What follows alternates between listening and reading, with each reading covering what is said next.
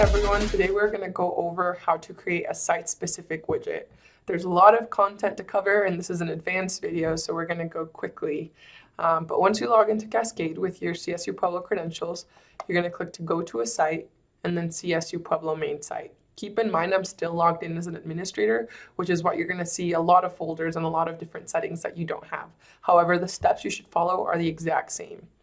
So once you click on CSU Pueblo main site, you're going to go down to the X training folder.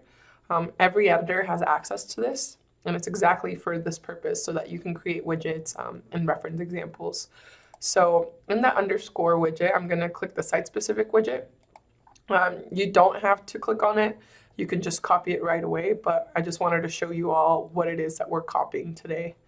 So I'm going to right-click this and then select Copy. And then I'm going to rename this widget whatever I want it to be. So I know for this example, we're going to create career opportunities widget for teacher education. Career opportunities. And now the second step is to make sure I choose the right folder that this should be in. So as of now, by default, it's in the training X training folder since that's where we were before. So I'm going to click on this. I'm going to browse. And then click CSU Pueblo main site, and you're going to see all the folders that you have access to. Like I said, since I'm an administrator, I have a lot of folders, so I'm just going to find the right one. So we have Teacher Education Program. I'm going to click on the folder, then I'm going to click underscore widget. Now keep in mind, I haven't actually selected it. I clicked within the folder, but I'm going to click this little bubble just to make sure I am actually selecting it. Then I'm going to click choose. Double check that I'm in the right folder. Now you're going to have to submit to workflow before you actually can start editing. But for this example, I'm going to show you what you do once the workflow has been approved. So I'm going to skip workflow and I'm going to copy it. Now we're going to go to Teacher Education Program and we're going to start editing that widget. So we have it right here, Career Opportunities. Now I'm going to click Edit, and I'm going to replace this image. So these are the settings essentially that you'll have. You'll have an image, you'll have a title, and then the description area, and then the option for a read more link. So I'm going to first replace the image. Keep in mind it has to be sized according to the specifications on the Web Style Standards and Best Practices Guide. So I have that open over here.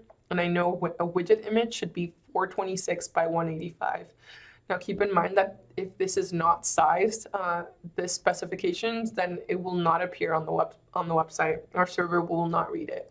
So I already had an image sized ahead of time, so I'm gonna upload that. For all of you, I have the option to upload as an administrator. You're gonna have to actually upload the image to that underscore image folder ahead of time. For now, I'm going to choose the image that I had already edited, which is this one. And I had already named it by the naming conventions. But keep in mind, this is an image, so it should not go in the underscore widget folder. It should go in that image folder. Like I said, you're going to have to upload your image ahead of time. This is just an administrator setting that I have to upload images on the go. So I'm going to choose that, and I'm going to put the alt text of what people will see if they if we have a screen reader essentially and the picture doesn't show up. So I'm going to put career fair, student at career fair. Now for the title, I know this is career opportunities. Type in a description if it's relevant. They didn't provide one, so we're just going to see what it looks like if we just add a read more link. So with this example, I just realized that we can't currently link to external websites. This is a limitation that Hannah Hill, the people that created our server, are looking into. So just make sure that if you are using a site-specific widget, you are only linking to pages or files already in our server. So for now, we don't actually have a career opportunities page for this example, but one thing I want you all to keep in mind is until you choose a page, you won't actually see that read more tag. So if I click save and preview, you see the heading, but you don't see that read more. So we're just going to add, we're going to pretend that there's already a page existing for this example. I'm just going to select a random page, and we're going to see that read more tag actually appear.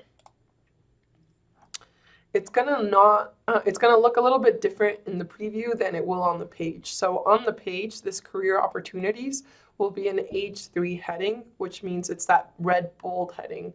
And then the read more tag will be bolded and will have that little arrow on the right side. So it's a little bit finicky to have to go to a page to actually see what the widget looks like. So I just want you to keep those settings in mind. And then the last thing is to make sure you're not repeating the text, the heading text, if you have a read more tag, especially if you don't have a description. So you can either put, for this examples, see opportunities, explore jobs, or you could simply leave it as read more, but just make sure that you aren't repeating that content since it appears right next to each other. Now we're gonna click submit, and that's all you have to do. Thank you.